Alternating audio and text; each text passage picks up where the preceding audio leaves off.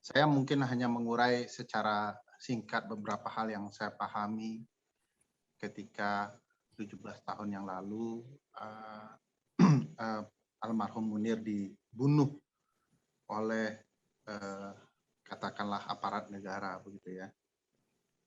Nah, yang saya pahami ada beberapa ikut mati ya dengan dibunuhnya Munir. Satu, terbunuhnya konstitusi kita. Pasal 28I menyatakan bahwa ada perlindungan bagi setiap orang untuk tidak dibunuh, ya, disiksa dan lain-lain. Jaminan ini ketika Munir kemudian dibunuh juga ikut meninggal, gitu ya. Dan harusnya negara membangun mekanisme tersendiri ya untuk memastikan perlindungan nyawa terhadap seluruh warga negara dan setiap orang. Aneh kalau kemudian setiap orang ini kan artinya tidak hanya warga negara ya. Setiap orang yang kemudian bernyawa tidak boleh dibunuh. Apalagi kemudian warga negara di mana ada peran dari negara untuk melindunginya. Kedua, yang ikut mati bersama Munir adalah Pancasila. Sebab di dalam Pancasila ada ruh, ada semangat, ada nilai tentang kemanusiaan yang adil dan beradab. Apa yang terjadi dan upaya untuk membongkar siapa pembunuh Munir betul-betul sebuah penegakan hukum yang tidak adil, ya. Dan upaya untuk menutupinya merupakan upaya yang tidak beradab.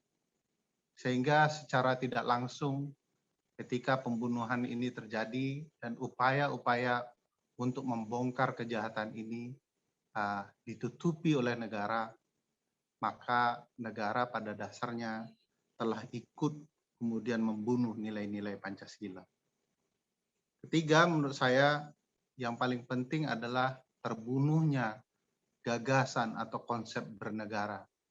Kita itu bernegara tentu saja untuk saling melindungi satu sama lain ya.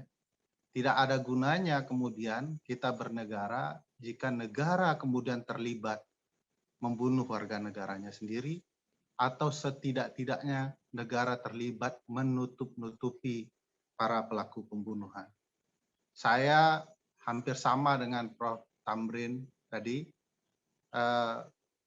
jangan sampai otoritarianisme itu tumbuh subur kembali. Sekarang sudah hidup ya, tapi jangan sampai dia tumbuh subur kembali dan seolah-olah itu menjadi kebiasaan kita untuk menerima bagaimana otoritarianisme mengelola dan mengendalikan negara. Pada dasarnya 17 tahun kemudian setelah Munir dibunuh di udara, kita sebenarnya harusnya tersadar ya, bahwa negara siapapun kemudian yang mengelolanya cenderung akan mengalami penyimpangan di mana upaya-upaya kemudian menyimpangkan kekuasaan itu akan mudah dilakukan dan terjadi.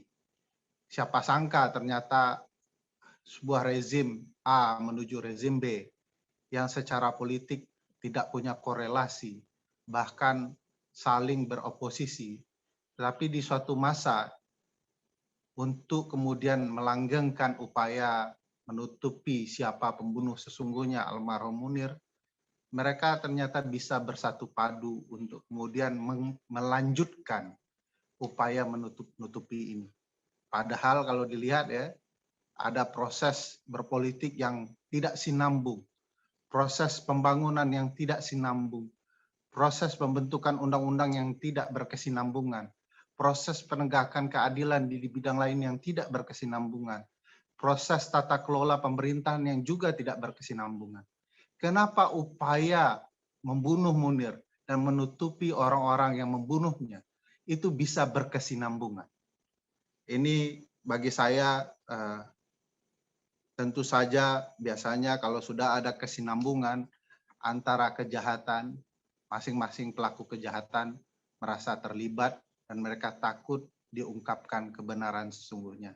Mudah-mudahan peringatan kali ini membangun kesadaran baru untuk kemudian kita berani berkata bahwa kita harus tahu siapa pembunuh Munir sesungguhnya, apa sebabnya kemudian seorang warga negara yang menghabiskan waktunya untuk mengabdi bagi negara ini tiba-tiba direncanakan dengan sedemikian rupa untuk dibunuh.